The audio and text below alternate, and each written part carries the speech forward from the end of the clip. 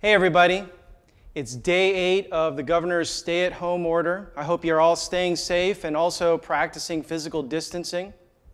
I just wanted to share a few thoughts that came from my personal time with God. I don't know if you've ever read through the first or the last 5 chapters of Exodus. It's a description of the construction of the temple and also a description of the different articles in the temple. It's truly a test of perseverance to read through, but it really gets you ready for the next book, Leviticus.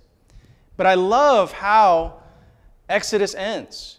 The last 4 verses of Exodus says, "Then the cloud covered the tent of meeting, and the glory of the Lord filled the tabernacle. In all the travels of the Israelites, whenever the cloud lifted from above the tabernacle, they would set out.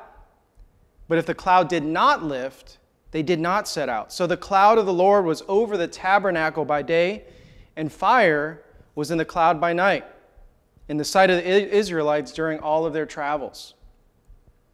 I love this picture where God gives a visible representation of himself to provide assurance, direction, and comfort to his people. You see, the Israelites were wandering around in the desert. They had no idea where they were going. And so God provided this physical thing to direct them and to give them assurance that he was with them. 1,400 years later, Jesus shows up on the scene. And the Apostle John says that the Word became flesh and made his dwelling among us.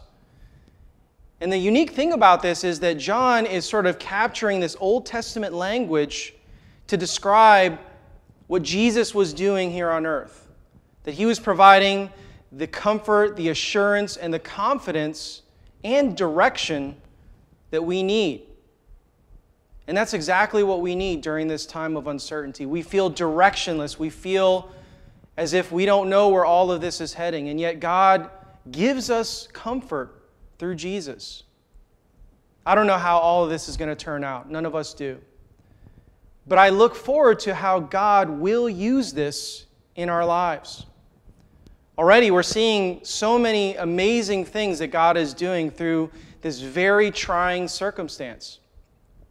For example, the live stream that we have been doing, we have seen over 6,000 people tune in to the live stream. I'm hearing reports of non-Christian family members and friends who otherwise would never even express interest in Christianity or spiritual things tuning into this live stream. And since then, we've seen over 8,000 people watch these videos. And so God is doing some amazing things. He's minimizing the distractions because people are at home, but also is churning spiritual hunger among people who are otherwise pretty unresponsive. Also, we're hearing stories pouring in of people serving, meeting basic needs that people have, especially among the poor and those who are vulnerable, elderly people. And so I'm excited to see how God uses this not only to serve people, but also to glorify himself. I look forward to the many ways that God is going to use this. And I think that we're going to be able to look back on this time and see that God actually was able to redeem this terrible situation that we're in. Hey everyone, just wanted to give you an update this week from what's going on around Dwell. We are still meeting online, but there's a lot of exciting things that are happening. God is still at work and cool things are happening around the church. And we just want to give you guys a weekly update about some of the things that we hear about that are really cool.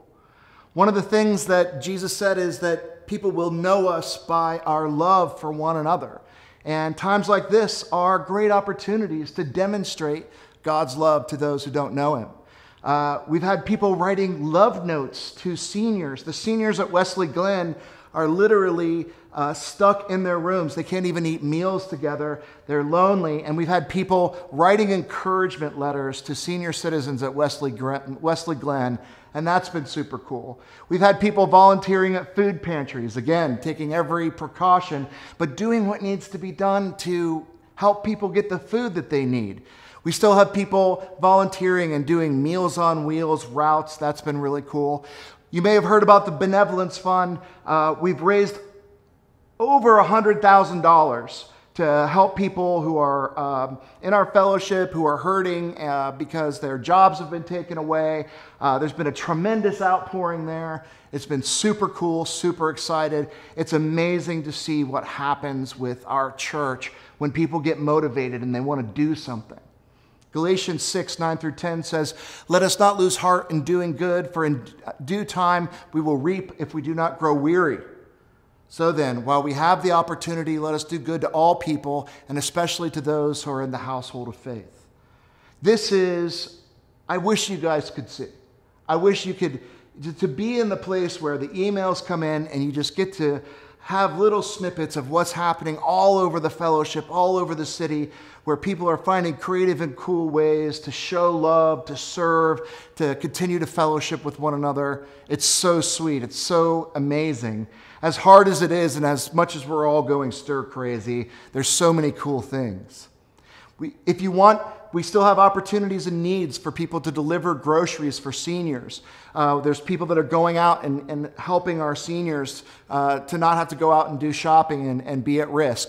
There's a blood drive that's coming up, so keep an eye out for that. They're going to need blood to help with patients and different things that the virus, as it spreads, they're preparing for shortages of things that they're going to need, and we're going to have a blood drive. You can contact Amanda Hoyt, hoyta@xenos.org. She's got all the details. Also, send them your stories, because we will be taking those, and she will send them to me, and we'll be using them for this update. So send her photos, send her stories about what's happening.